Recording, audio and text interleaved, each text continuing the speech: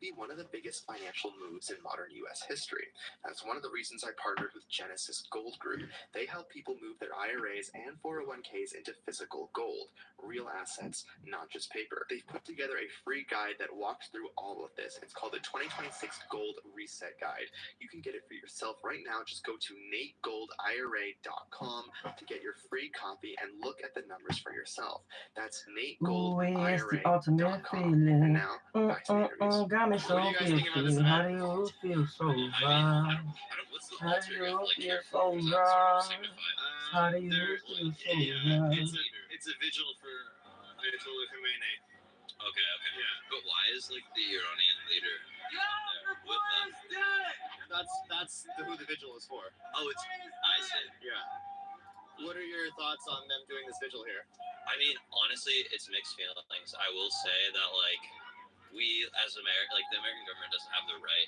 Like, who's to say that we can go into a country and like kill innocent people? I know a lot of Iranians are in support of him going, but I feel like I just personally can't speak on it because I don't understand it well enough. But yeah, what's sort of like the tension? So there's people here sort of defending the actions of the American. Are you an NYU student or you're in New York? Hey, well, you've got people that are against the regime and for the regime, and that's why you're seeing a lot of tension. Yeah. What is your guys' impression of this event? What do you guys think about it? I mean, to be honest, it is what it is, but It is what it is. what will happen? I mean, from what I'm seeing, I feel like I think they're kind of commemorating Khomeini. Yeah. I know he hasn't done great things for Iran, especially for the people that left after the Shah regime. But it is unfortunate to see, but I'm gonna be honest, I'm at crossroads with this right now because I really. What are you conflicted about? As much as I knew, as much as I thought I knew what was going on in Iran, I really don't know what's going on anymore because I'm not very keen on Pahlavi endorsing Israel. Okay. Because I'm Muslim myself, so Okay. I'm very So, keen. as a Muslim, are you against Israel? Yes. Yes. And why? Well, I mean, they're killing innocent children and women back home, so Yeah. I'm not supportive of that at all. Sure. I can understand if there is a group that is fighting against them, Yeah. and they're trying to retaliate back, but why is it that children and women are the target? What do you think about? Just ignore her. What was that? His name is Nate Friedman. Don't talk to him. He's gonna twist it. He calls you paid protesters. Look him up. Nate Friedman. Trump has shared him. Elon Musk has shared him. He's right wing. He's gonna twist your shit. You do whatever you want. That's the right wing troll right there. Yes, I will destroy your footage. I don't give a fuck. Yeah, but you're protesting under a guy who owns slaves. I'm just gonna tell you that I am gonna file a restraining order on you. What is your first and last name? What is your first and last name? What is your first and last name? Your mother. Okay, got Your it. mother. Got it. That's my first and last name. Your Thank you. mother. It's a common name. He's a right wing You guys gonna do troll. anything about this? He's a right wing troll. No, bitch. Your white skin not working, bitch. Exactly. Your white skin not working. It didn't work over there. It's not working today. Don't you see? You're dumb. You're dumb. Go home. Nobody wants to talk to you, dummy. Go. What would be harassment? What would she have to do that would cause it to be harassment? Can you tell me what would it be for it to be harassment?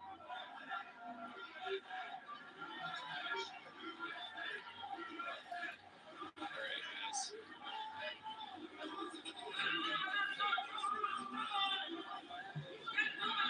Hi.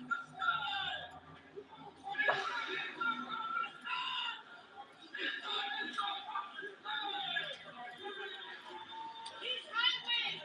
Yo, can you back up? Don't touch me. Don't fucking touch me. He's right wing. He's right wing. I don't know when he's right wing. Fuck ass security guard. He's right wing. That nigga right wing. Right I'm wing, not y'all. fucking playing. That's Nate Friedman, you know. Fuck out of here. Here's another one. Yo, you disrespect this shit. It won't happen. Exactly what the fuck you looking for. It won't happen. Now hear that fucking smile on your face.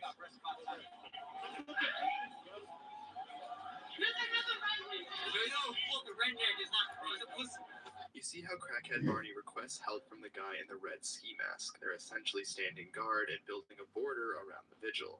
Go figure. I've seen the guy in the red ski mask at just about every one of the protests I've been to. This one is an anti-ICE protest, and he's signaling to other protesters that I'm there. Here he is just passing by another one of my interviews at an Iran protest.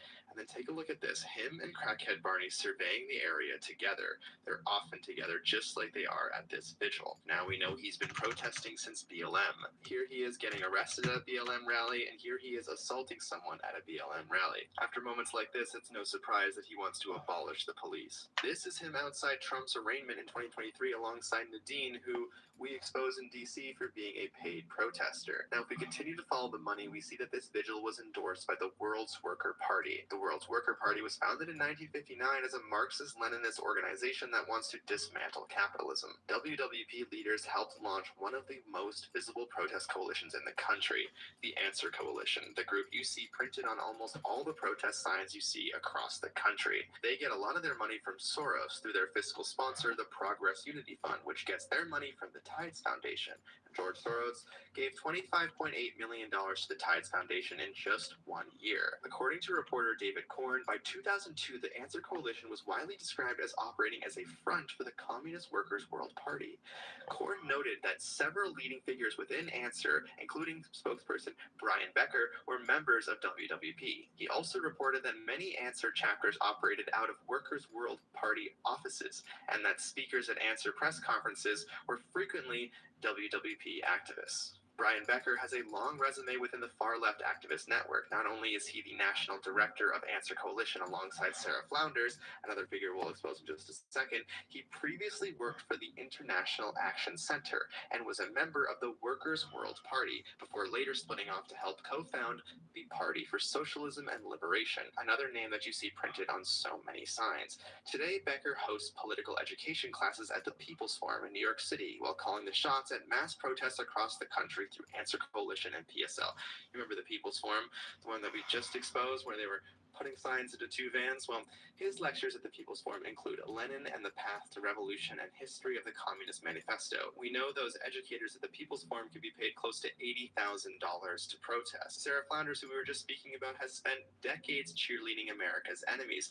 Here she is in a group photo, proudly standing in front of a PFLP flag and protesting with Sammy Dune alongside another protester that you know quite well. So this is just a little bit about what's behind this vigil. More to come as my investigation is ongoing.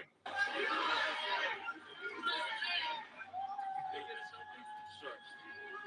Nice to meet you.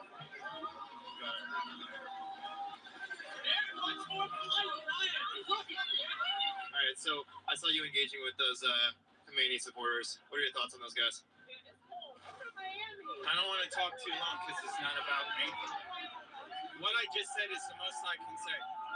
My friends were shot in the face and killed. And my partner, she's Iranian. I just hung up on my friend who's in Rome. She's Iranian. I mean, how can you be against one dictator and support another? You're contradicting yourself. You're saying Netanyahu's a dictator, but then at the same time, you're supporting the other one, even by your own logic. It's ideological. I love your videos. You're amazing. Thank you. She has family in Iran still that she talks to every day. All my friends, they're in Iran. I still can talk to them sometimes when they have internet. And none of these guys, none of them, they are Iranian. I'm Iranian. I know better than all of this. People in Iran, they're happy. They're fucking happy because 47 years they fight against this regime. We tried to protest to change this regime, but we couldn't because they killed more than 50,000 people just in 2 days, fucking 2 days. So right now, the only way that we get off this regime is this war. So please just shut the fuck up if you don't know about my country. Don't talk about my country. That's it. What do you think about what President Trump's strategy is? Do you approve of what he's doing? Yeah, definitely. Thank you, Trump. Really, thank you. He was the only one that he was brave, that he did that. We really appreciate that. What do you say to these leftists who say that, we shouldn't be involved in any other conflicts? I tried to talk to them very calm and explain it, what's happened to me and what's happened to all the Iranian in Iran. But they don't want to accept it because they have this ideology that they just should fight against Trump and Israel. But they don't open their eyes and see what's happening in Middle East. It's not just about Iranian. All the Muslim, all the Arab country, they're suffering from Islamic Republic. You know, Islamic Republic helped the Bashar Assad to kill more than 500,000 Syrians. Islamic Republic did that. In Yemen, they helped the Houthis to kill more than 350,000 people. In Hezbollah, all that Hezbollah is proxies of Islamic Republic. They ruin the Middle East. Why Muslim people, they don't fight against this regime? They should be the first people to fight against them. I can't even believe these guys, they never lived in Middle East. They never had this experience to live in country like that. They rape us. They rape the girls in the prison. And I can't even believe how they let them to do this in fucking America. I don't know. Sorry. Thank you. Very passionate. No, I mean, this guy wanted every American dead. So, I mean, do they not live in America? You would have wanted them all dead. It doesn't make any sense. It's ridiculous. Tell me about the treatment of women in Iran and what your impression is of liberal women in the United States protesting for the regime. They don't understand what they're doing. Honestly, like I've gotten to the point of not even blaming their idiocracy.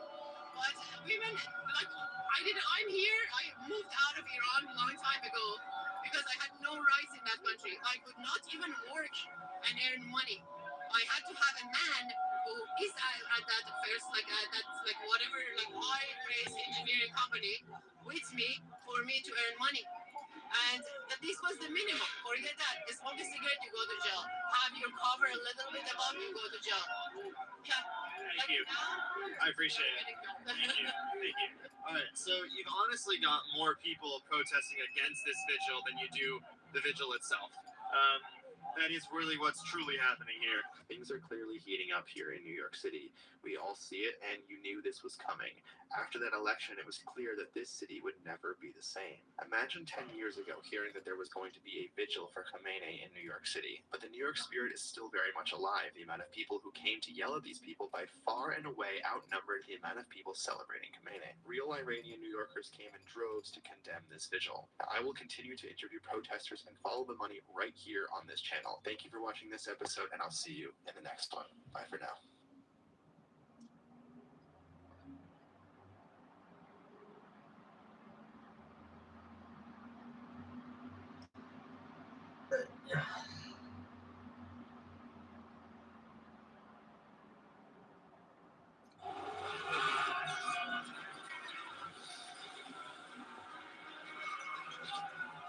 Hello everyone and welcome back to my channel where I cover vampires, werewolves, and all kinds of supernatural creatures. In this video we're going to be looking at Dracula from 2025 starring Caleb Jones. This movie has an amazing cast, also featuring one of my personal favorites, Christoph Waltz. I honestly had no idea what to expect going into this film, but I was pleasantly surprised. It's an interesting mix of the original novel, Bram Stoker's Dracula by Francis Ford Coppola, and some new original ideas. Without further ado, let's look at Dracula, how he becomes a vampire in this version, his unique abilities, and how this rendition tackles the story. If you enjoy videos about vampires, werewolves, and all kinds of supernatural creatures, leave a like and subscribe. Before we dive into Dracula, this video is sponsored by Aura. They've been a sponsor on the channel for a long time because it's a great service and I actually use it. What is Aura? It's everything you need to protect yourself online.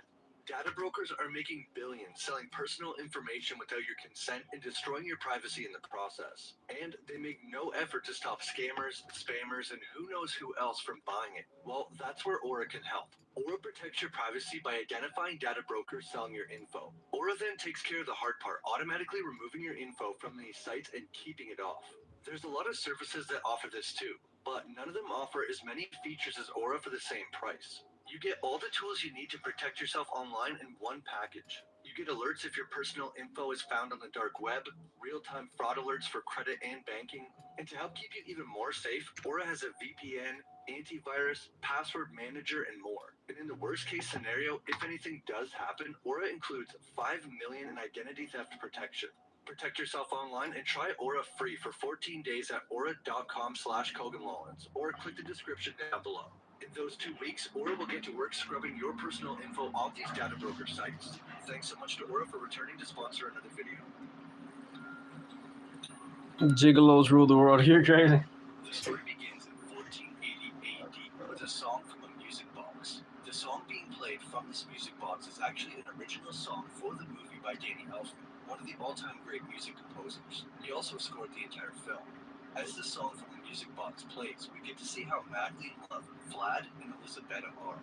They do everything together and are completely head over heels. Their alone time is interrupted when Vlad must go to battle. Before leaving, Elizabeth says, "Take care of yourself, my prince, my king, my life, because I cannot survive without you." His men help him put on his armor, then he goes to the chapel. The Christians are currently at war with the Muslims, but Vlad asks, "Are you sure God wills this?" Sounding like he has some doubts about having to kill so many people. Before leaving for battle, he says, "I will fight in his name, but I ask for one favor. I want him to spare my wife. If she doesn't survive, I won't be able to go on. Life without her would be meaningless." The priest says, "Calm yourself, this is blasphemy. The Lord gave you life, you must honor and serve him." Vlad says, "He was also given love. Forgive me if I can't live without him. If he takes her life, he can take mine too." Vlad then heads toward battle, and I love this part of the score. It reminds me a lot of Bram Stoker's Dracula, but that's not a bad thing.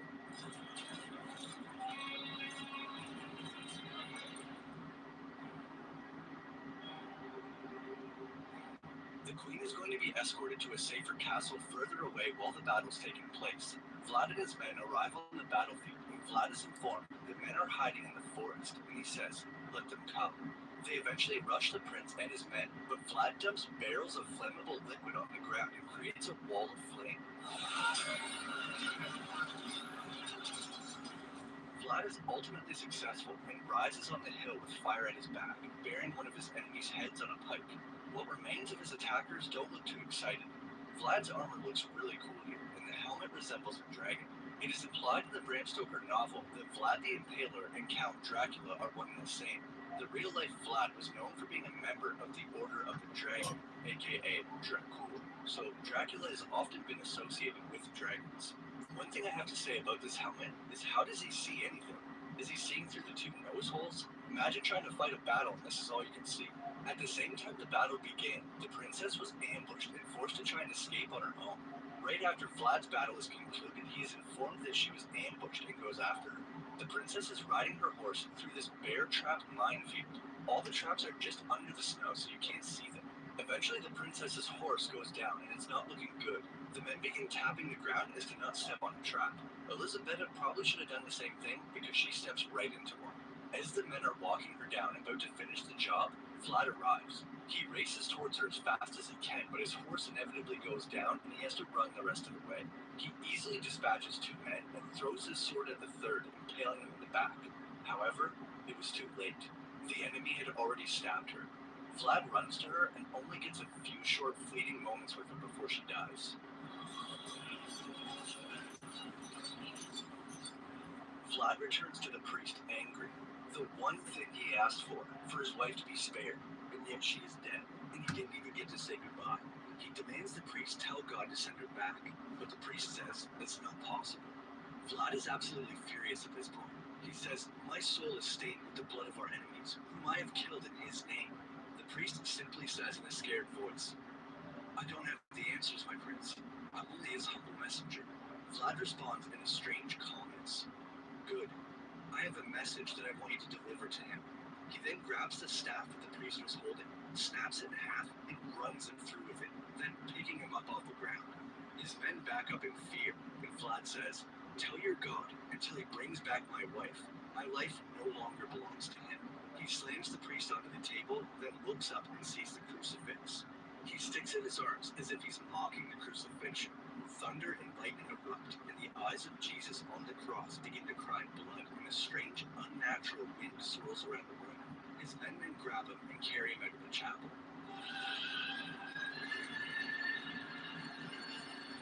We now skip to 400 years later, but I want to talk a little more about what happened here. First of all, this film takes a lot of the love story aspects from Francis Ford Coppola's film, as the original novel was not all that focused on the love story.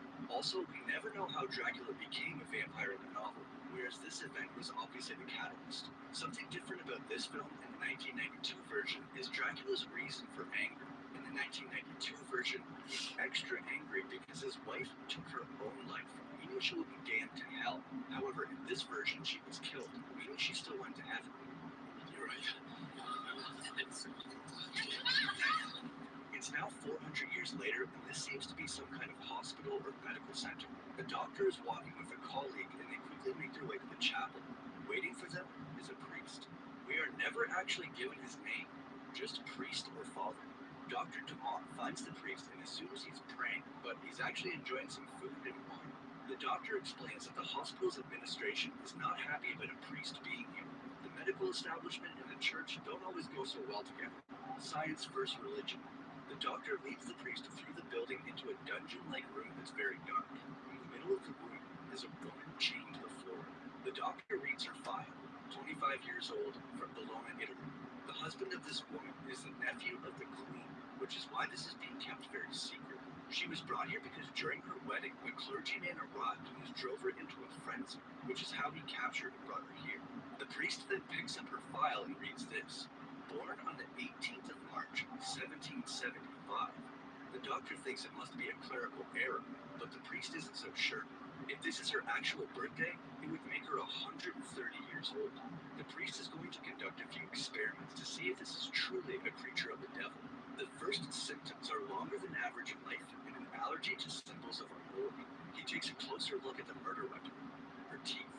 The father says his order has been studying this phenomenon for more than 400 years and himself for more than 30.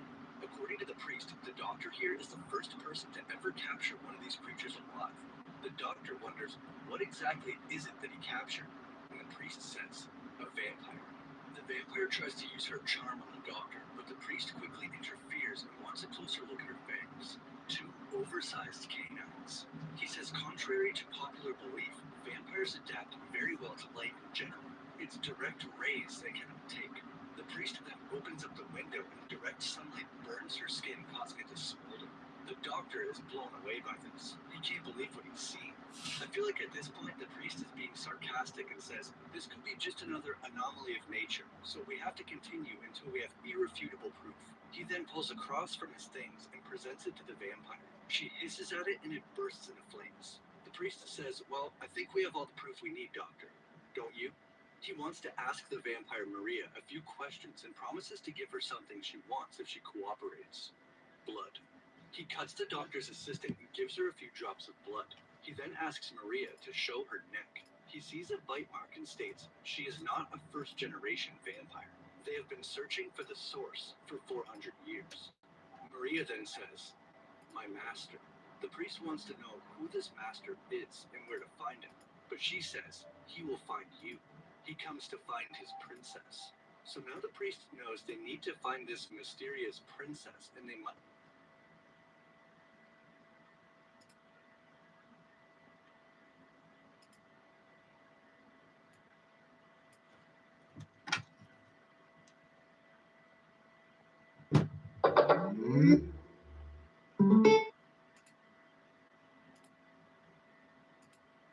They need to find this mysterious princess, and they might finally find the source.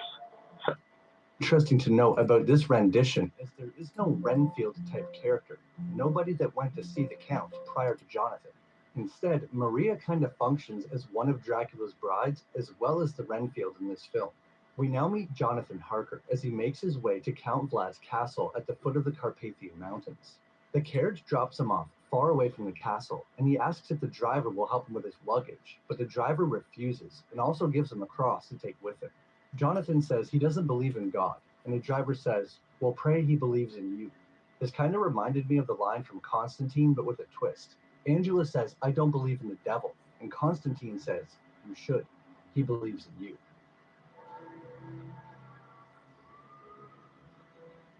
Jonathan is being stalked by some wolves on the way to the castle, and I wonder if this wolf is Dracula. He's been known to shapeshift into creatures of the night, including wolves. Jonathan arrives at the castle and is startled by the Count, who has a look reminiscent of Gary Oldman from Bram Stoker's Dracula. He welcomes Jonathan and snuffs out his torch with his bare hand, and then suddenly all the candles in the castle light. Jonathan is led to the dining room where a large dinner has been prepared. Jonathan comments that for such a large castle, he has not seen any staff, and Dracula says, they stay hidden.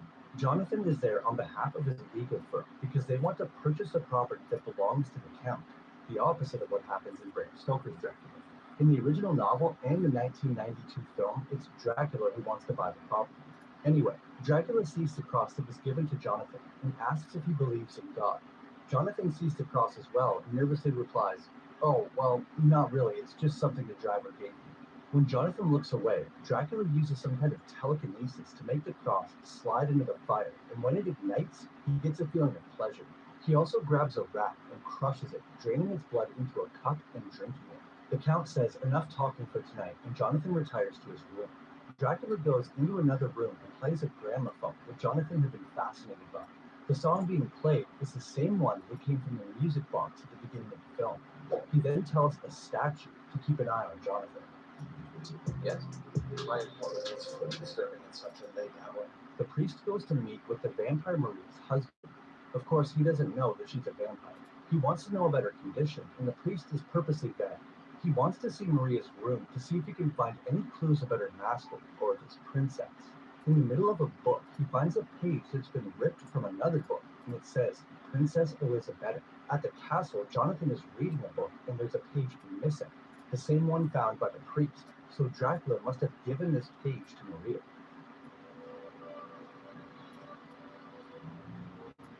In the middle of the night, Jonathan's curiosity gets the better of him and he goes searching around the castle, stumbling upon Dracula's coffin. He finds him there sleeping, and without even opening his eyes, Dracula says, "You should not have left your room." He is then knocked unconscious by a gargoyle. When Jonathan awakes, he is tied up and surrounded by Dracula and his stone gargoyle minions.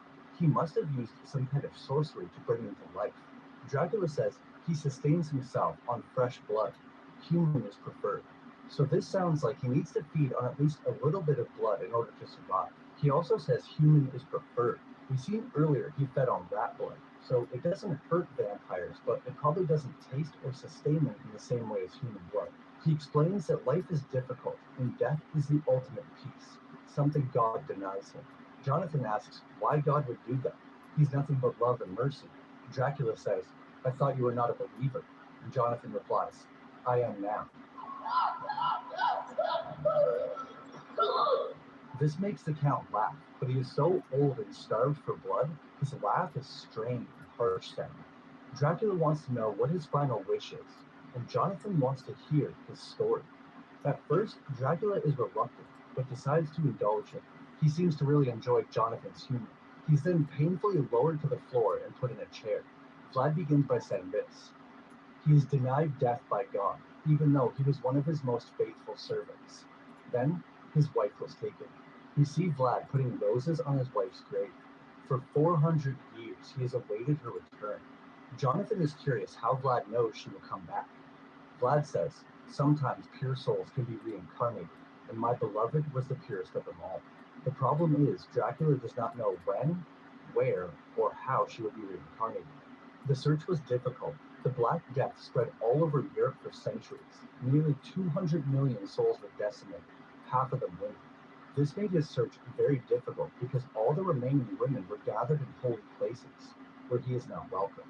So it sounds like Dracula cannot enter a church or a holy place, and it seems ordinary vampires cannot either. The doctor earlier stated that Maria specifically requested that her marriage not take place in a church, most likely because she can't go in one. Even just the sight of a clergyman was enough to drive her into a frenzy.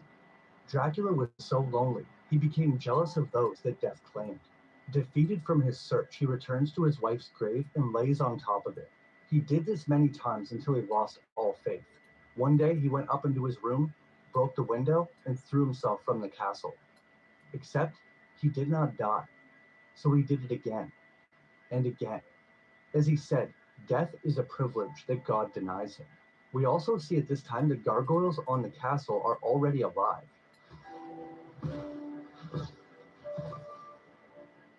Dracula says after a while, all desire disappears, even the desire to die. He still had the hope of finding his love, but he couldn't search everywhere. He had to find a way to make her come to him. He holds up a fancy-looking vial, and Jonathan asks if it's poison. Vlad corrects him, saying it's a fragrance he developed for over a century. He traveled to the city of Baghdad, known for their magical gardens of 1,001 flowers. He then continued to Kannauj in India, where he learned to capture the souls of the most sensitive flowers. But it was only back in Europe where his research came to fruition. First in the colorful fields of grass in France, then in the heart of Italy. Florence is where it was created. The man in the shop hands Vlad a bottle of fragrance and says, "I think this is the one." He tries it out right there in the shop, and as soon as he does, all the women begin to turn around and fawn over him, even some coming in from outside. Vlad says it was more powerful than he ever could have imagined. This perfume must be some kind of alchemy or combination of fragrance and magic. We then see Vlad using this fragrance to charm courts all over Europe through the years while looking for Elisabetta. This is a very interesting sequence set to music with everyone dancing. The costumes are very cool.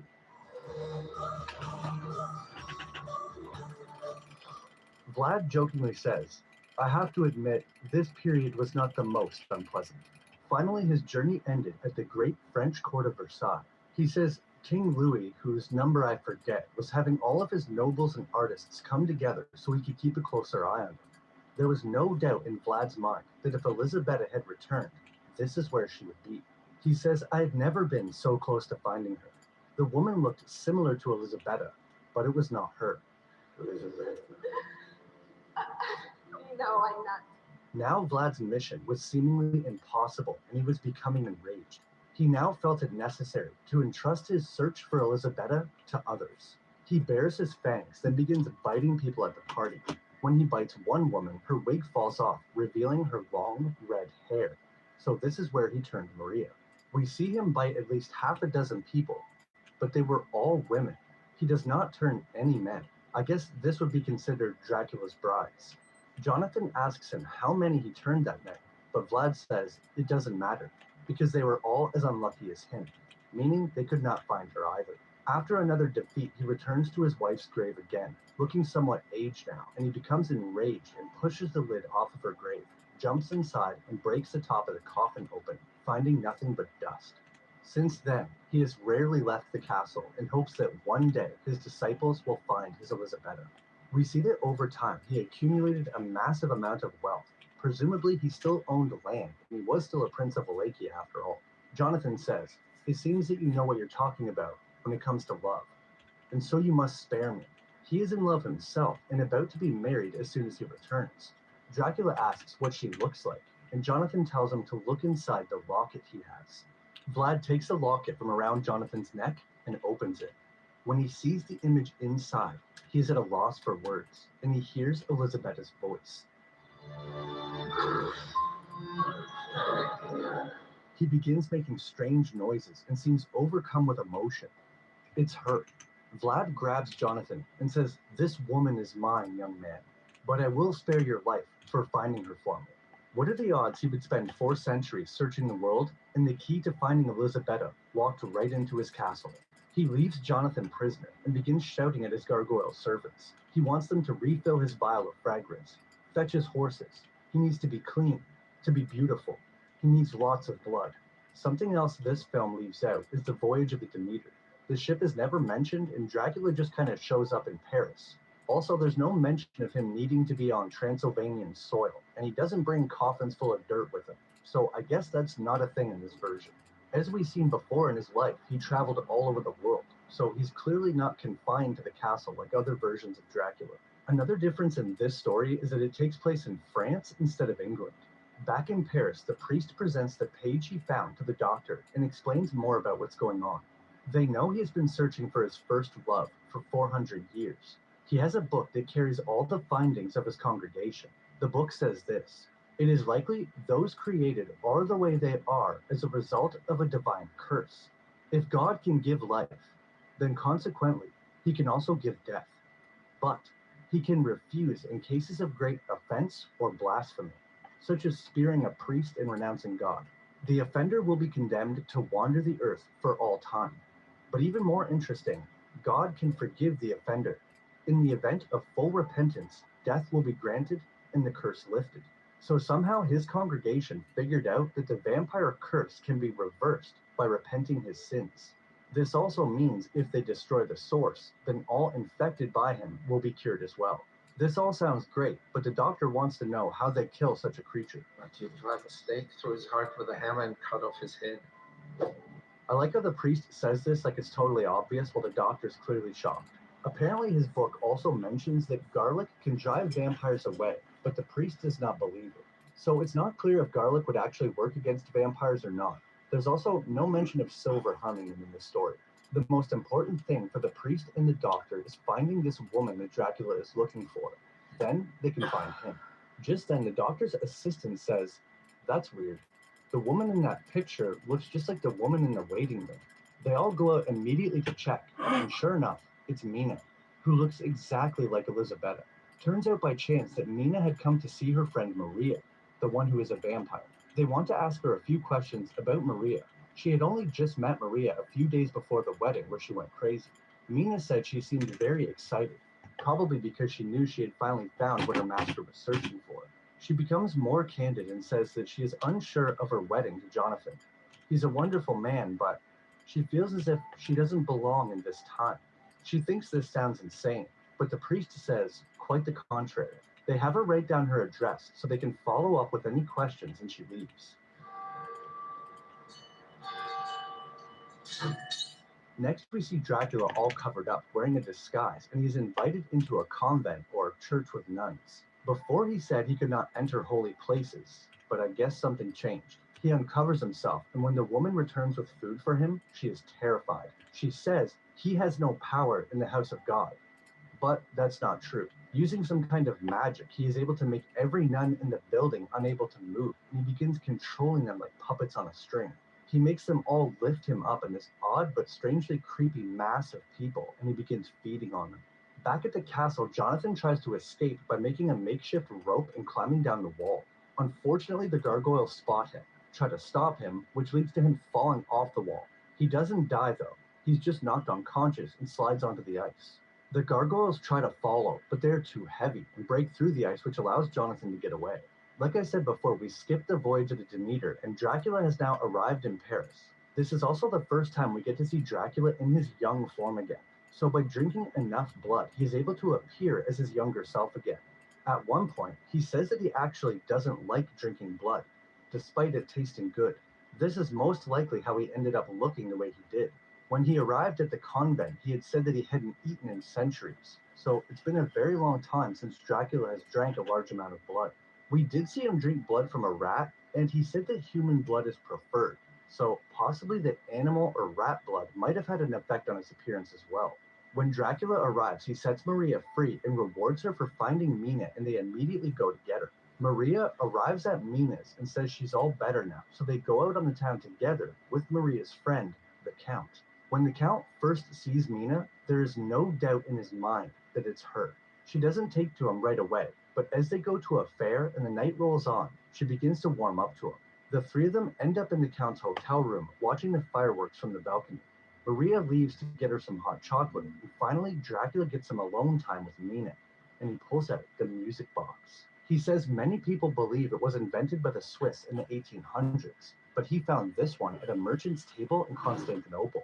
That dates from the 15th century. No doubt he bought this himself while he was on his travels. She asks if it still works, and he says of course, and winds it up, letting it play that familiar tune. Sounds so familiar. When Mina hears the song, she says it sounds so familiar, like from a memory, but she doesn't know where or when. It also seems that she is getting flashbacks of her time with the Count centuries ago. He explains that when his wife wanted him to come to her, she would play that tune and it would echo through the castle. Mina is reluctant to accept these memories, so she states that she is Mina and she is getting married in a few weeks. The Count apologizes and says it's just that she looks so much like his wife. It has brought back painful memories. He then gives her the music box and says, A gift can never be refused. Just then, Maria comes back and sweeps Mina away to watch the fireworks. After, the Count walks Mina home, and when she enters the house, she is greeted by the doctor, the priest, and Jonathan, who has finally returned. He is not in good shape at all, and the priest reveals that the castle he barely escaped from was owned by none other than the Count. And Maria was not released from the hospital, but rather escaped, knocking out 3 guards in the process and almost draining his clerk completely dry of blood. They also reveal that he uses a special perfume that puts his victims in a trance, and this was most likely used on her. This is all very shocking for Mina to hear, because he came off so charming. She wants to see Jonathan, but he's too weak right now, so she goes to her room. While in there, she uses the music box and begins having more flashbacks of her old life. As she is remembering, the Count appears in the room right behind her. Maybe he heard the music box. She's obviously startled, but he assures her he means no harm. She tells him to leave and is very flustered, but eventually calms down. She accuses the Count of lying and using his magical perfume, but he reveals that he never used it on her, meaning her feelings for him were genuine. He says he will tell her who he is if she does the same. He asks if she remembers the last thing she said to him. "Take care of yourself, my prince, my king." And then suddenly, she finishes the last part.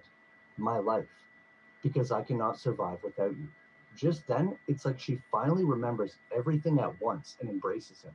She wants to be turned now, to be with the Count forever. Something I find interesting is that in the 1992 movie, it's never clear whether Mina is truly a reincarnation of Elisabetta. It seems more like Dracula used sorcery and brainwashed her along with turning her into a vampire, and this is what made her believe she was his long-lost love. However, Mina was still her own person and very much in love with Jonathan. However, in this film, it seems that Mina is in fact 100% a reincarnation of Elisabetta. She even speaks of feeling like she doesn't fit in this time before even meeting the Count, so it couldn't have been him influencing her. Also, like I mentioned before, the love story and idea of Elisabetta being reincarnated was not in the original novel at all, rather an invention of the 1992 film. But since then, it has become a reoccurring theme in many Dracula films. So Mina is awoken as Elisabetta and turned into a vampire. When the Count was giving his speech, he threw his vial of perfume in the fire, breaking it. Eventually, downstairs, the priest smells something. The same thing they smelled in the hospital after Maria broke out and the clerk was drained of blood. He realizes the Count is here. They rush upstairs, but they're too late. Mina is gone. They are now going to meet Jonathan to lead them back to his castle in Romania. They're going to need help and money. So first, they go see Maria's fiance, Henry. It's a good thing they did go to see him, because Maria returned and was about to kill him when they entered the house. She charges at the priest and he shoots her, much to the shock of Henry. He demands an explanation, but that's when Maria stands back up, her voice now sounding ethereal and demonic. "What have you done?" She stands back up and knocks Henry aside effortlessly and begins choking the priest.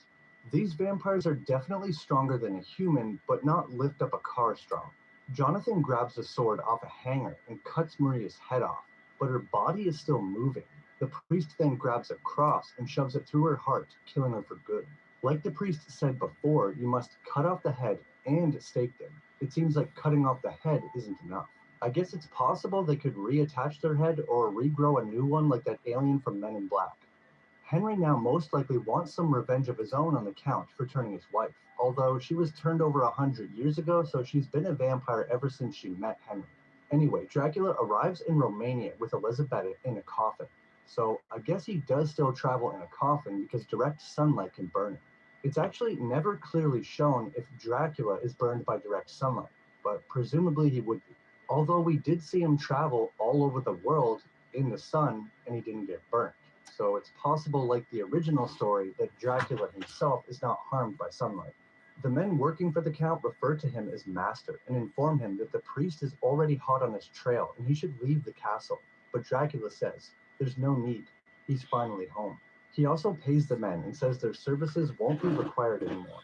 Even in the 1992 film, Dracula had the Romani working for him. He shows Elisabetta around the castle and tells all the gargoyles that the princess has finally returned. Dracula is walking through the castle when he hears the music box. It's the first time in 4 centuries he's heard that music, in this castle, played by Elisabetta. They only get to enjoy themselves for a short time before cannon fire begins bombarding the castle. Henry brought a whole militia with him to fight Dracula. He leaves Elisabetta in the room to see what's going on. The soldiers begin fighting with the stone gargoyles, and another group finds his coffin. Thinking he's inside, they surround the coffin and fire a hail of bullets. Before they can confirm he's dead, Dracula appears behind Jonathan and says, "I told you I would spare your life. Don't make me go back on my word." He then only knocks Jonathan unconscious, but proceeds to kill everyone else brutally. So even after escaping the castle and bringing the men here, he still wasn't going to kill Jonathan. I guess he is a man of his word. As Dracula kills the last soldier, it's just him and the priest remaining. He shuts the door with his telekinesis and talks with the priest.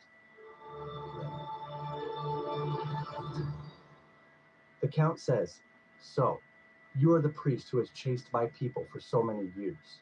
The priest replies, "Yes, but rest assured I did not come here to fight you." Dracula says, "He fights God. He's not interested in his servants." The priest corrects him, "You're not fighting God. You're fighting yourself." The Count tries to explain that he is killed in God's name, but the priest says, "Why would God want us to kill his creations? Men kill in their own name, and you're about to do it again." This makes the Count stop and think for a moment. He gets kind of angry and says, "Those are all nice words, but God sent you here to kill me." But the priest says, "God sent me here to save you." This disarms the Count, and he is momentarily speechless. The priest urges Dracula to repent for his salvation. Dracula says, "She is my salvation." And the priest says, "And you are her damnation." Just then there is another cannon blast and Elisabetta screams, causing the Count to run away. While the Count rushes to Elisabetta, the priest prepares his stake.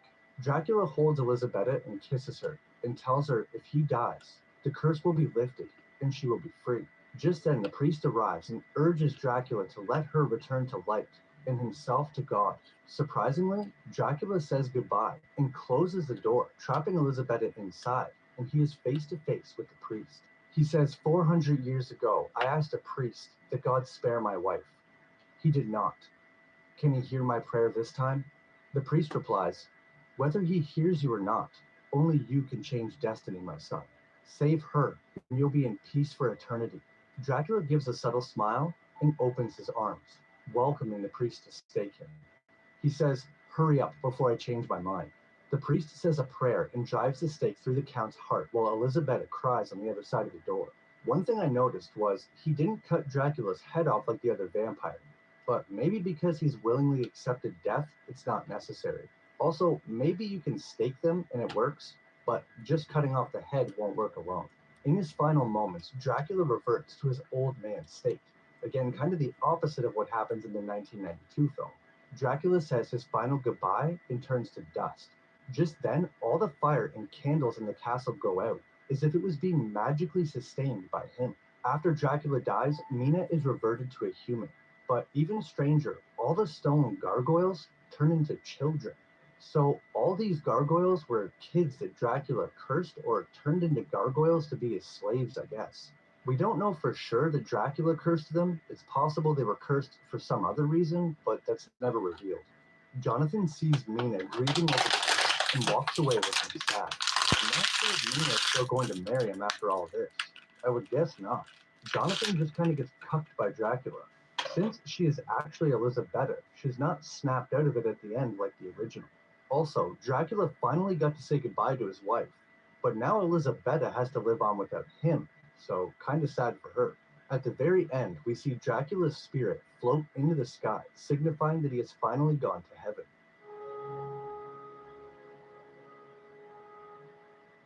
That's my video on Dracula: A Love Tale.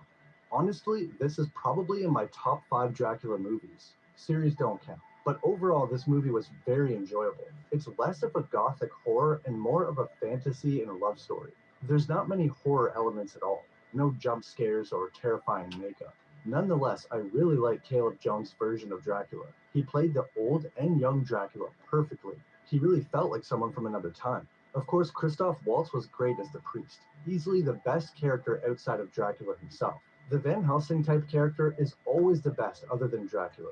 Jonathan's role was really minimized in this movie, and there was no Renfield. but honestly, it didn't take away from the story for me. I think it used just the right amount of inspiration from the original film and its own ideas. If you haven't seen this movie, I would 100% recommend it. The 2024 Dracula film was obviously amazing, but there is something special about this one. If you like Dracula and somehow have not seen my video on Bram Stoker's Dracula, definitely check that out. It's probably one of my favorite videos I've ever made. If you enjoyed, please leave a like and subscribe for more videos about vampires, werewolves, and all kinds of supernatural creatures. Of course, if there's any movies,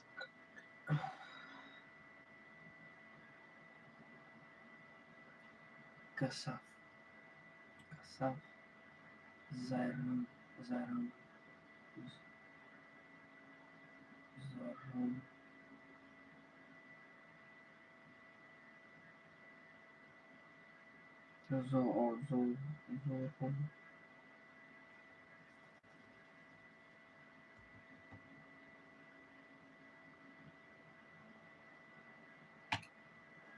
They're 1% in the red. What a day. A super quick update for you guys. What's going on, guys? It's Ricky with Technic Solutions. I really hope that you guys learned something new. And if you do, please consider dropping a thumbs up and subscribing if you feel like we earned it. If you guys have not been paying attention to the markets since the markets have closed, you would have seen that although markets closed relatively flat, it did end 0.01% in the red. With what is happening during the extended hours tells a much bigger story. Again, what we talked about today is an overbought reversal. NASDAQ market, or TQQ, was testing the same resistance range.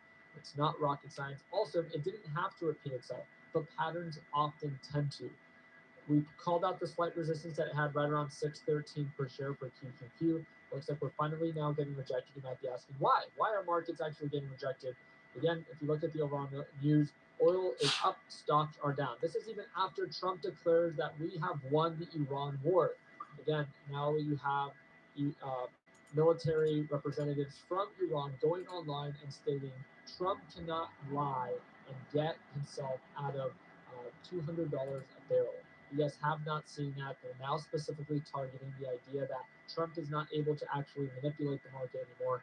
Don't believe him. And shortly after, crude oil now begins to rise over $100 a barrel again. And overall, Dow Jones futures fall 500 points as U.S. oil prices continue to rise above $94 a barrel. One thing that I want to remind you is, again, a lot of this news that the Iran war is not over was said, hours ago. It was said even before the market opened.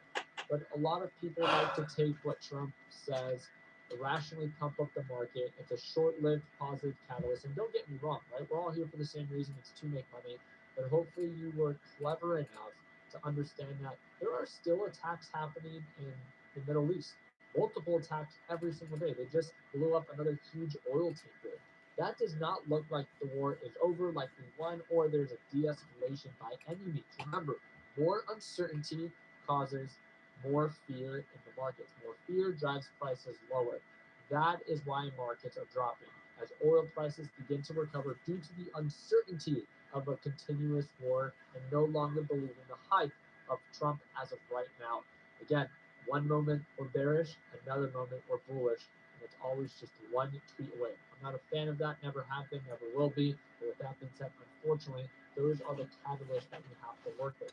So please make sure, just like we tell our LPP traders, when in doubt, never be afraid to cash out. If your position feels a little bit heavy and you know that it can turn against you with one tweet, and again, it's better to play it safe than to be sorry.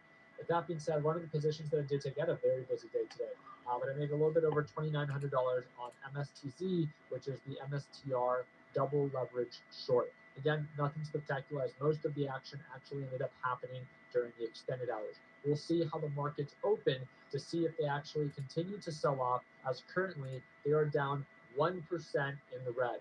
If this does continue instilling more fear in the market, and again, as the NASDAQ market continues to drop, get ready for your individual tech stocks to also see some selling pressure at the open. The last thing that I wanted you to be aware of is that tomorrow we have the initial claims and the continuing claims. Those are the people that are filing for unemployment for the first time or who continue to file for unemployment. That is going to be released 1 hour before the market opens, so please make sure that you understand. Other than that, again, I would love to invite you to our live trading session. You don't have to join. You can learn everything that you want to learn about the stock market on your own. But if you learn best by watching other people do and in structure, that's the whole point of our daily live trading sessions, our A to Z video lesson library, and our private group chat. If you want to learn more about it, literally just take 2 minutes, click the second link down below, watch this video to see what's included, and learn more on why we have people that signed up back in 2018 that still watch me trade live today. Again, it's a one-time payment for lifetime access. I appreciate you guys' time. Hope that we're in a thumbs up. Like always, let's make sure that we end the year on a green note. Take care, team.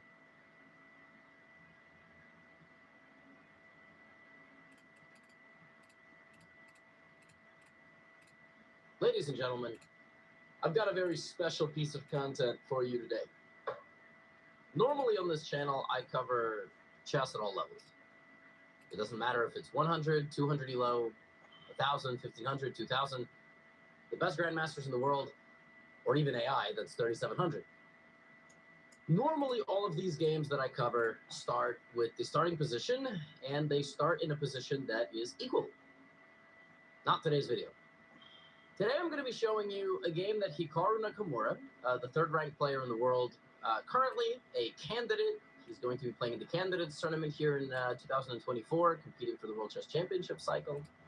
And he's the #1 and #2 ranked player in the world in Blitz and Bullet as far as I play. They play 1-minute chess. I don't really like covering 1-minute chess because it's kind of stupid, but Tang, one of the best, Andrew knew that Hikaru was going to play this move next because that's what Hikaru does. This is Hikaru's favorite opening, especially online. Not over the board, but definitely online. So Andrew cheesed him. He played Bishop H6, which is a terrible move. It loses a piece. But because he knew Hikaru was going to be playing fast, not only did Hikaru play this move and ultimately lose his bishop, Hikaru's also going to lose the rook. Hikaru loses 8 points of material on the third move of the game. Technically, on the second move. 2 moves in, Hikaru now guarantees that he starts the game down 8 points of material. Now, you can already tell as an introduction to this video, something is going to happen that is going to be utterly ridiculous. And yeah, that is actually literally what is going to happen. This is a defensive masterclass. I know it's a little ridiculous. I know 1-minute chess is not real chess, technically. But it's still very, very important to understand how to play a position when you are down material. Because guess what? For all of you that are sitting there going, oh, this is bullet, this is nonsense, you're all going to be down material in a game that you play in the next 24 hours. Bro, bullet takes so much fucking skill, bro. To have 1 minute to make your moves, that is insane. Winning, but also when you're losing. So, knight to h6. The idea of knight to h6 is to play king to f7 and ultimately win back this bishop. So at least Hikaru is not going to be down 8 points. He will be down 5. Now, Andrew, who is playing with the white pieces, obviously is not going to, is not going to be fully there mentally after successfully getting away with this. When you get away with something like this, an adrenaline rush happens, so you're not really going to be playing perfectly. The best way to play here, if you're playing white, is you actually have a way to target this knight, forcing black to play defense, and now you sneak over here and somehow black can't get to you. And then what you would do is you would send help, right? So black would go here, and you would just send help for your bishop. So I would play h4, h5, and try to get my bishop like this. Andrew, however, plays bishop g7 and actually walks directly into knight f5, so he is going to lose his bishop. But to be honest with you, he really shouldn't be that greedy. He's up a full rook. So Hikaru is playing a 3,100 level grandmaster. We could live multiple lifetimes and not get to this level. And watch, okay? White plays knight c3. Of course, good move, doesn't really matter. You are up a rook. Okay, now, Hikaru has to make moves fast because he only has 49 seconds, and he has to make moves that don't lose the game because he's down a freaking rook. So he plays c6. The most insane thing about the move c6 is of all the things that black can do, it is the top engine move.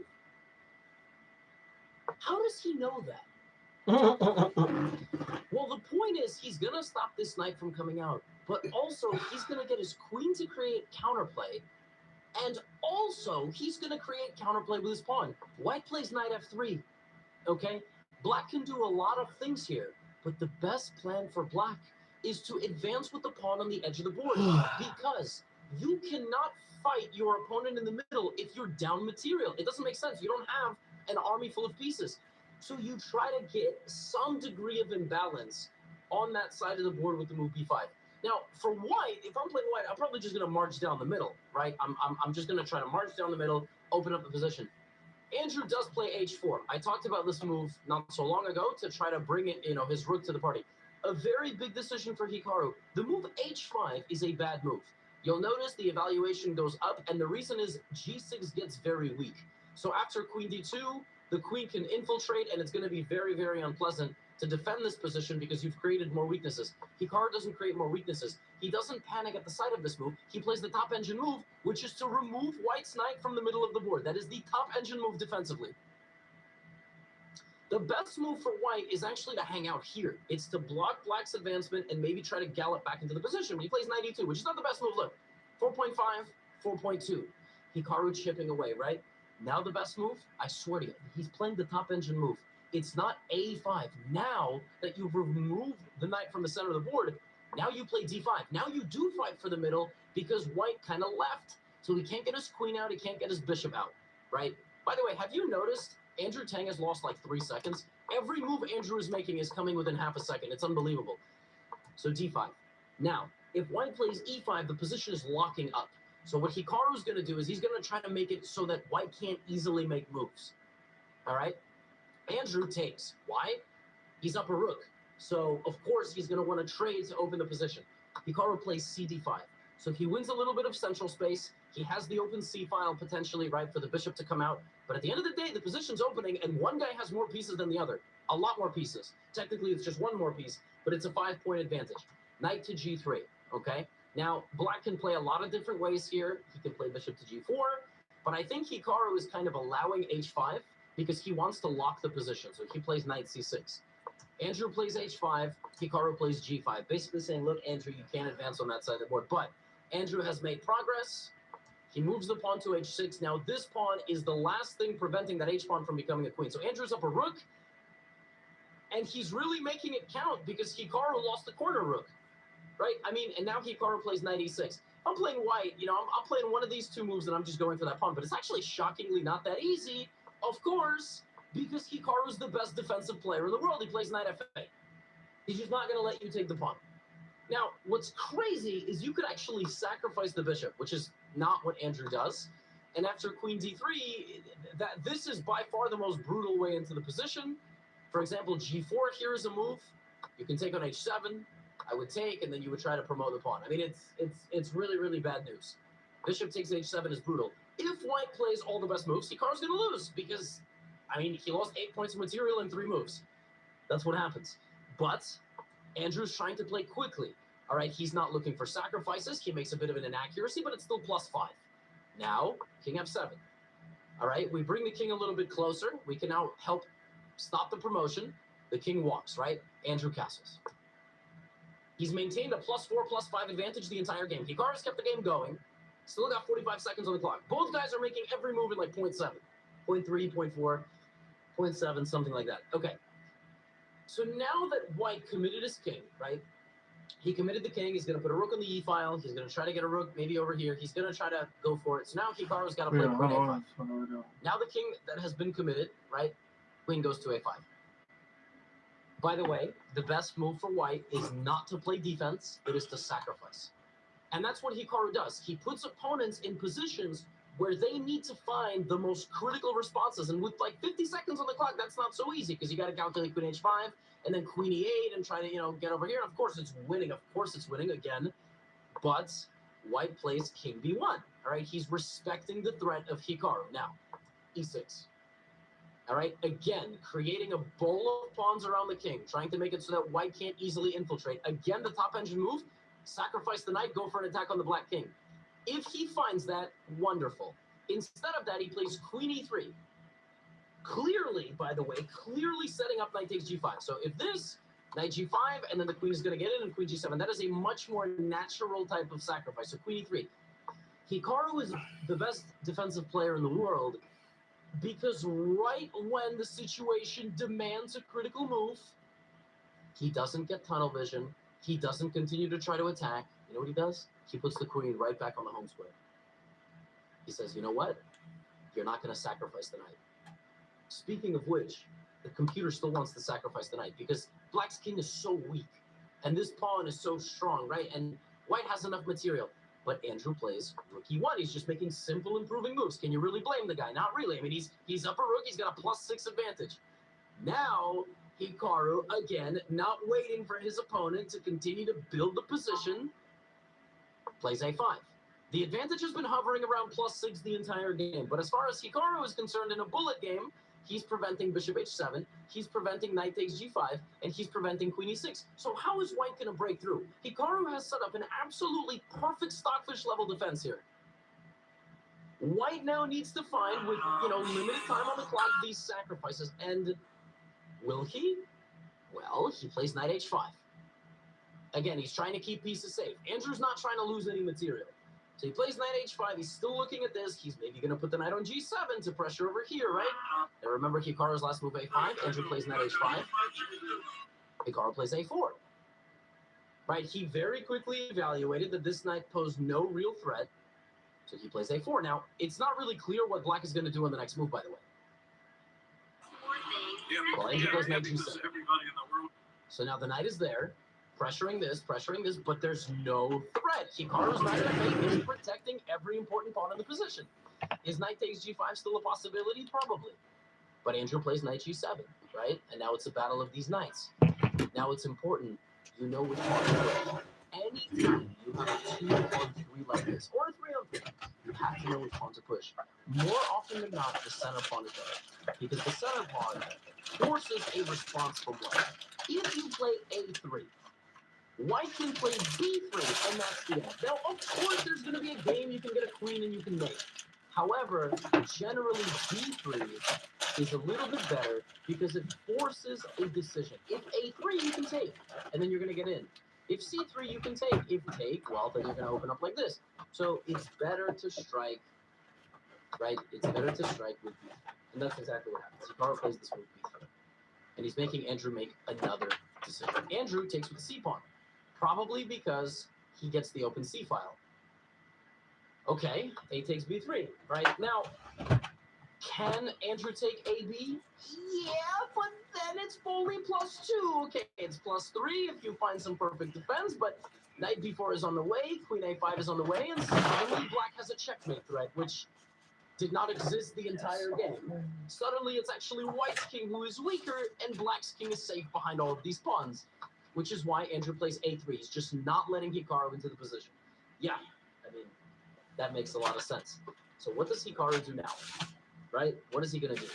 Spends a whopping 2.4 seconds, and he plays rook a7. He's now down 10 seconds on the clock, and he's still down a rook. He is just down. He's playing a 3100 rated opponent, down a rook. He's playing him with rook odds, basically. Okay? The rook goes there for 3 reasons. 4. The first reason is Hikaru doesn't really have any moves and he has to play a move. That's kind of a bonus reason. Reason number 2, you want to protect h7.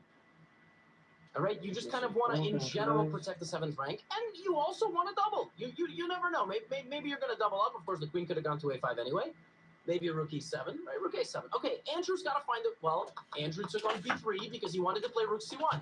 Right, there he goes. His rook is on the c1 square. So he plays rook c1, he attacks the knight. This rook might come in as well. That's exactly what happened, right? Rook e1. And still, Andrew can't find a way in. Hikaru's just defending everything. Everything is protected.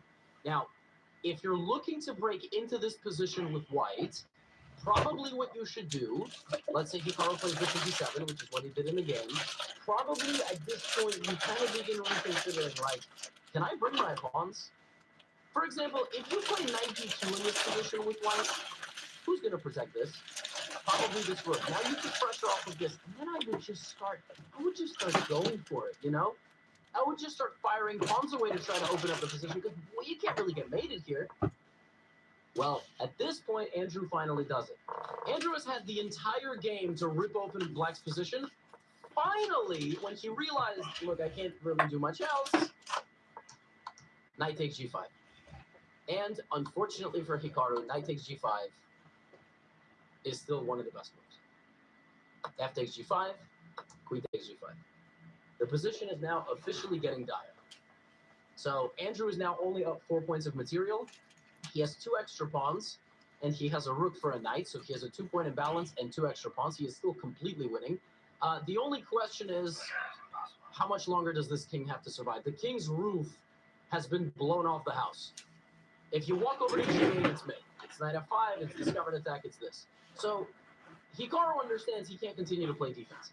If he plays queen e7 trying to trade queens, even with the queen trade, white is completely winning, but he's not going to trade the queens, he's going to move out of the way, right? So instead of that, I told you, Hikaru is the best in the business at making the right move at the right moment. And in this position, not playing passive defense anymore, seeing all of this is coming, Hikaru turns this into a dogfight. He bites down on the mouthpiece and he sacrifices the rook. Rook takes a3. The evaluation skyrockets to a plus 10.7. But that's because Stockfish doesn't understand human chess. It doesn't know that there's 40 seconds on the clock. It doesn't understand that it's a bullet game. There's time of the tournament determining things. It also doesn't know the emotions that the players were experiencing before they got here. If we turn this off, and we just let 2 humans figure this out, taking this is very dangerous for white. It looks very dangerous because there's a mate. And then there's backup. And then there's the pawn. And then you're going to lose this. And then you're going to lose some pawns. And I got to tell you, by the way, this evaluation is down to plus 2.7. Plus 2.7. I turned it off when the evaluation was plus 10. And suddenly it's plus 2.7, which goes to show you this is not an easy position to navigate at all. So, rook takes a3. Now white has to navigate this position.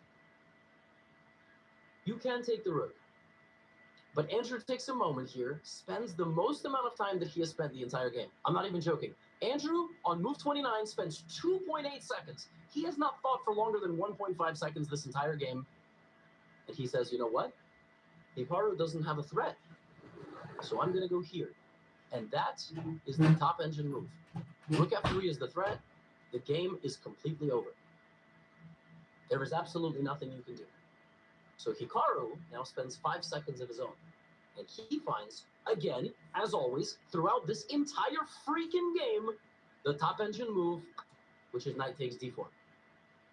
That stops rook to f3 check. If you play rook f3, I take.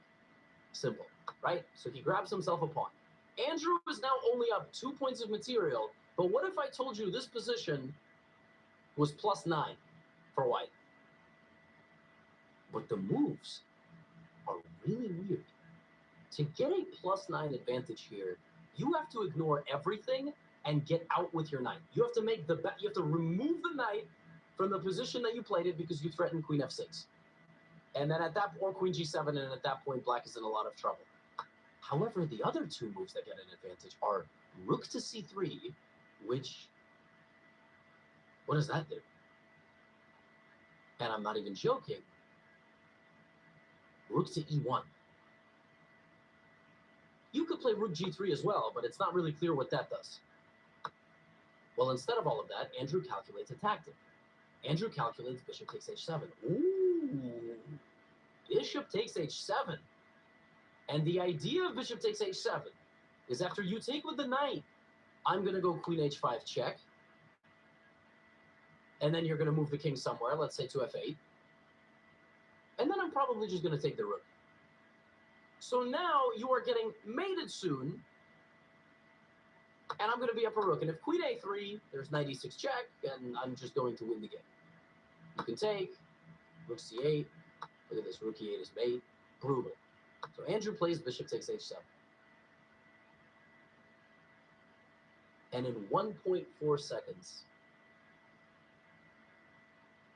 Hikaru realizes that it's mate in 3. And as I always say, the worst evaluation that you can get in chess is that of a BMW. There's a checkmate in this position, and it was only made possible by Hikaru's previous defensive move, which was knight takes d4. He played knight takes d4 purely out of necessity to stop rook to f3, and by accident, white, who was too tentative and did not want to take this rook to allow the queen and the pawn there, white forced Hikaru to make a defensive move, but it was secretly an offensive move, because now the queen has access to a6, which was also made possible by Andrew Tang's sacrifice. This bishop controlled that square, but by going over here, hoping Hikaru would take, creating this attack, and then taking his rook, he allowed queen a6, but it's not queen a6 right away. It's rook a1 check. And the king is mummified with this b3 pawn. King takes a1, the queen goes to a6, and queen a2 is mate.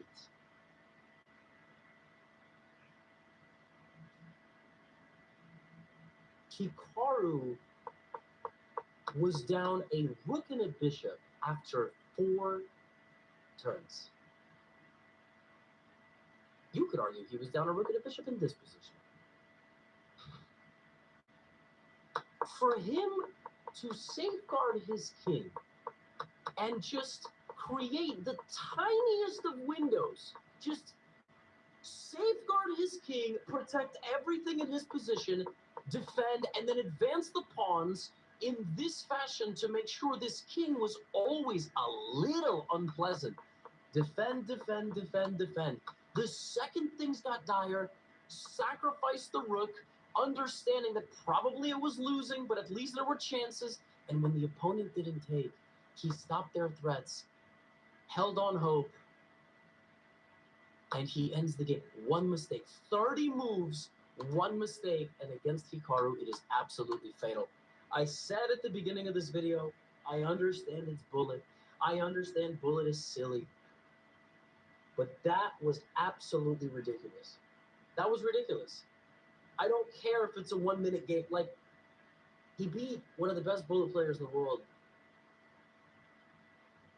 He's 3,100. I mean, I don't know what to say. Like, it's so crazy how instructively he defends everything, how nothing can be captured.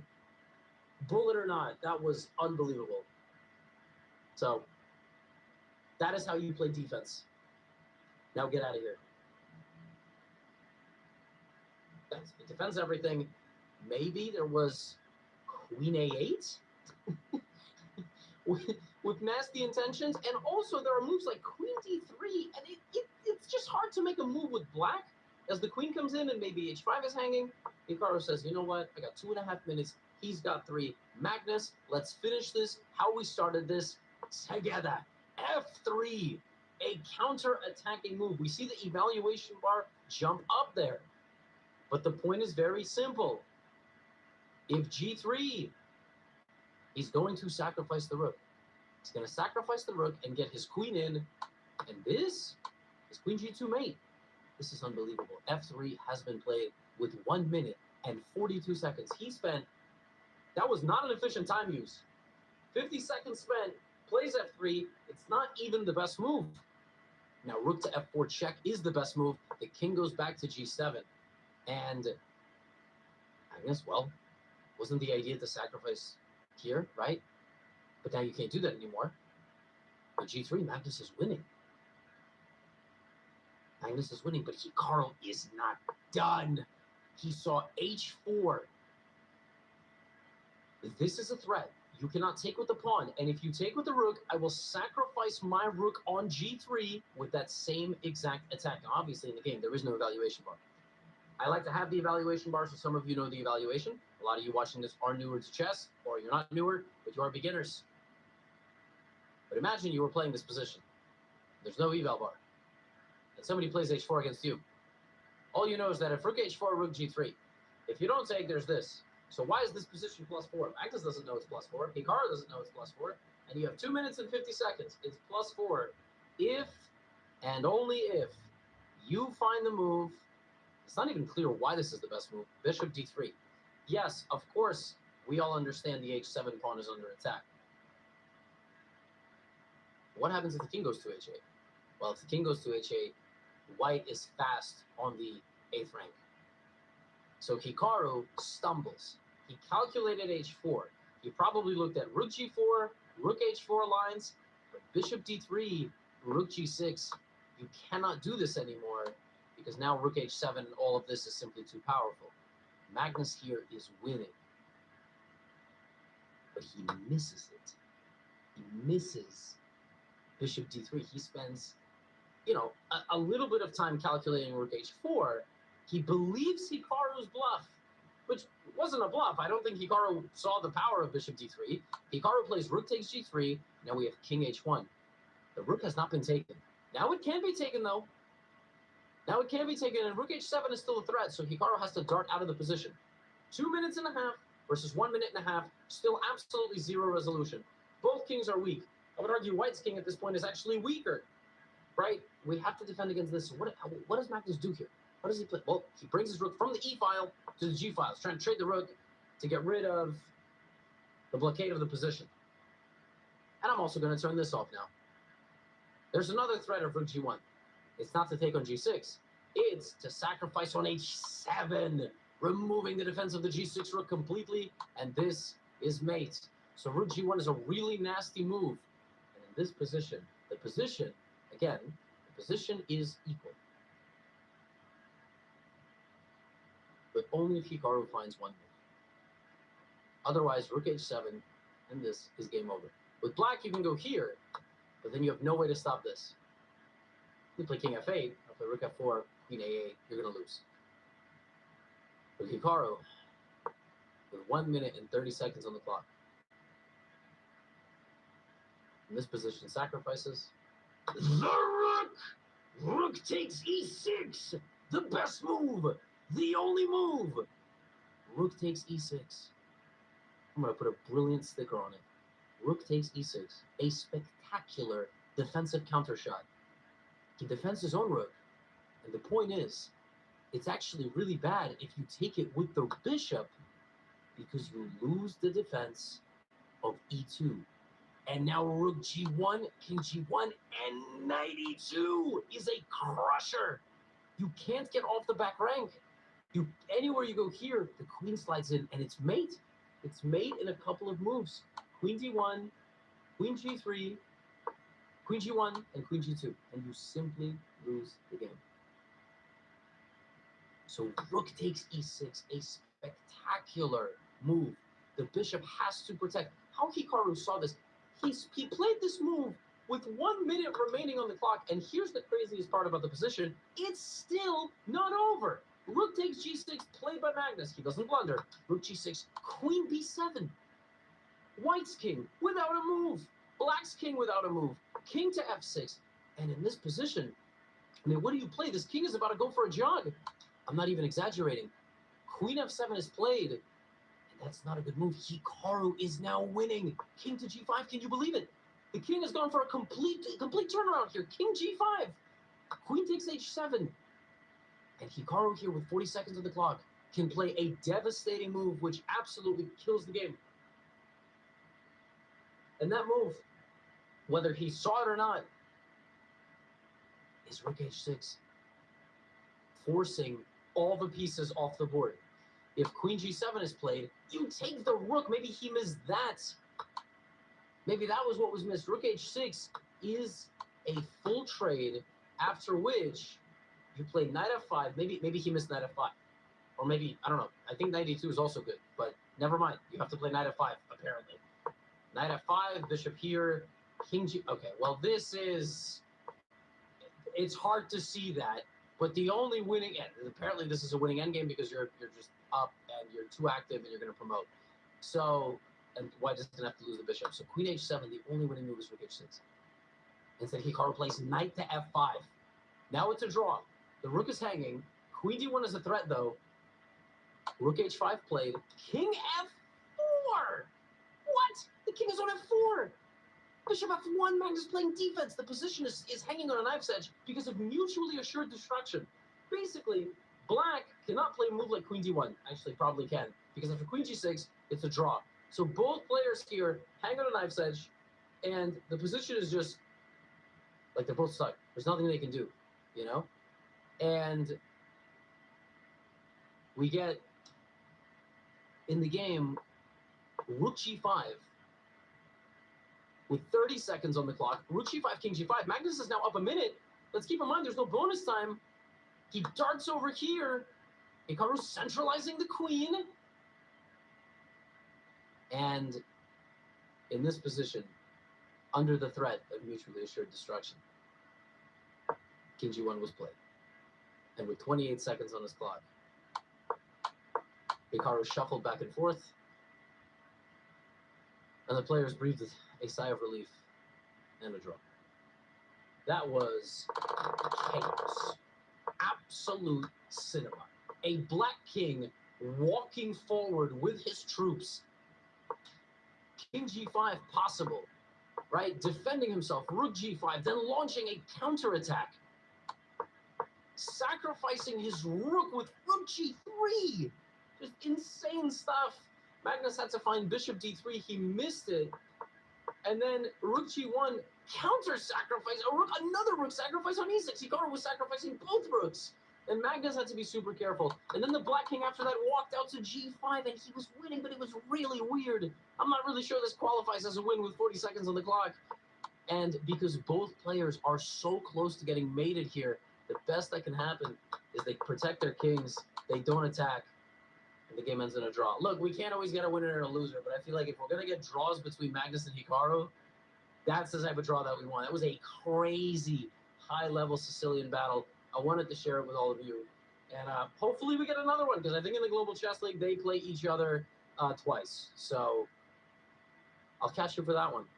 All the links to all the stuff I've been talking about in my introduction is in the description when they come out. Tickets and the board and everything. So stay tuned. Appreciate your support.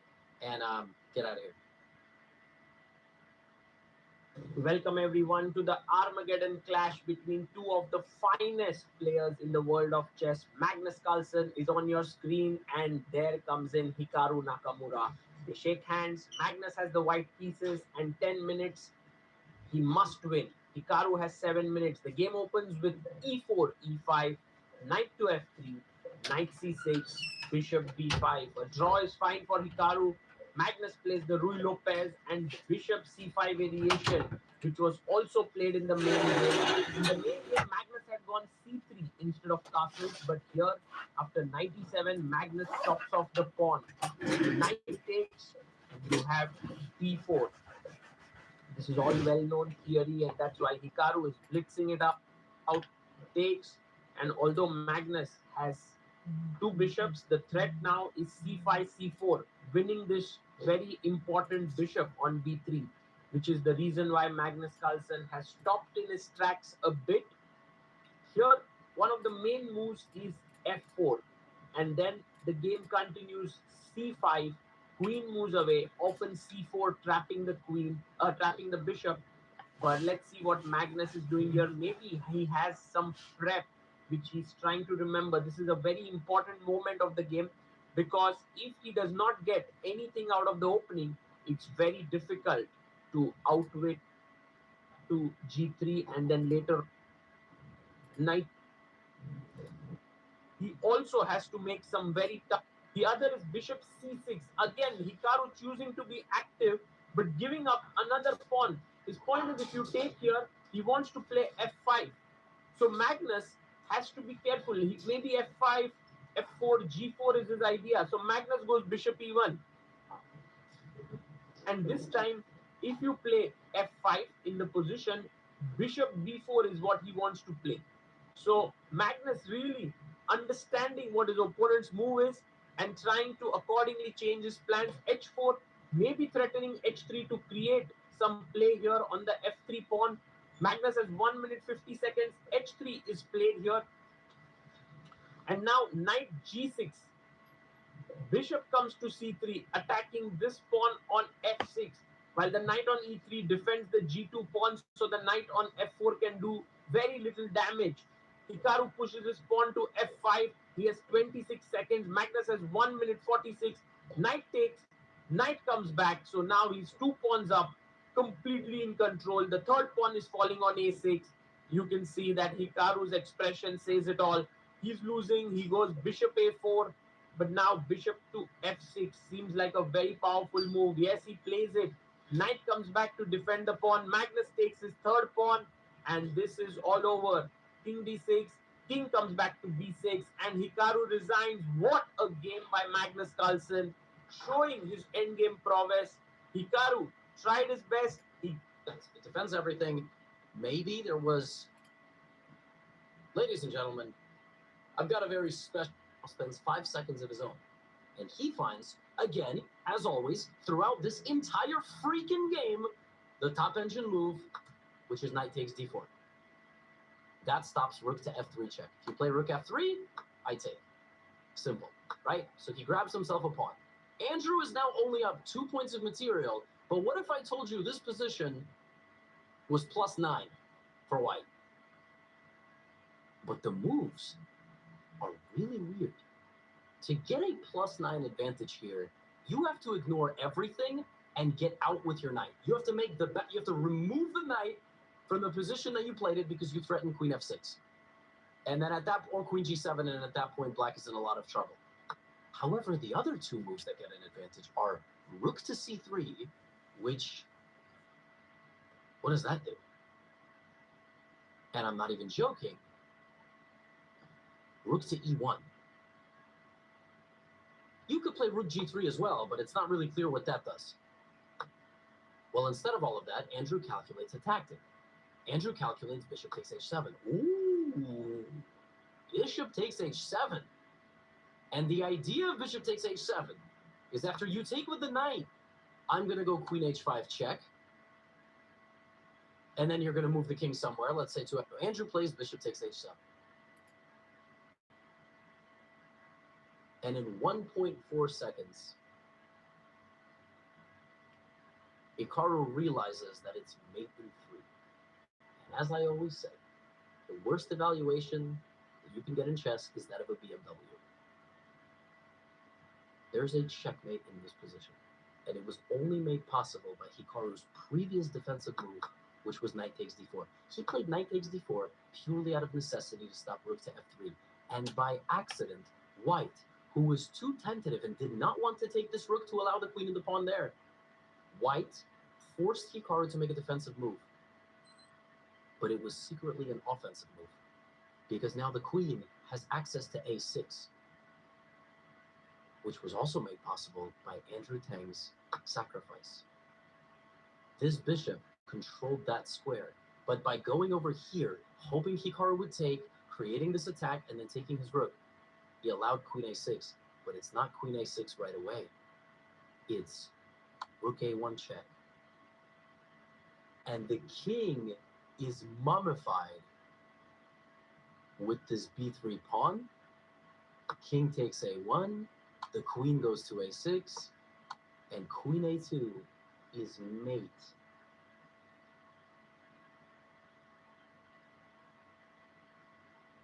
Hikaru was down a rook and a bishop after 4 turns. You could argue he was down a rook and a bishop in this position.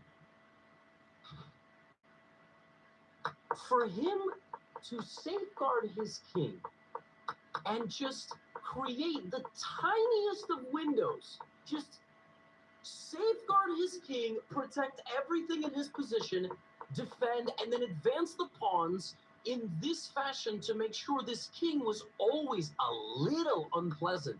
Defend, defend, defend, defend. The second things got dire, sacrifice the rook, understanding that probably it was losing, but at least there were chances. And when the opponent didn't take, he stopped their threats, held on hope, and he ends the game. 1 mistake. 30 moves, 1 mistake, and against Hikaru, it is absolutely fatal. I said at the beginning of this video, I understand it's bullet. I understand bullet is silly. But that was absolutely ridiculous. That was ridiculous. I don't care if it's a 1 minute game. Like, he beat one of the best bullet players in the world. He's 3,100. I mean, I don't know what to say. Like, it's so crazy how instructive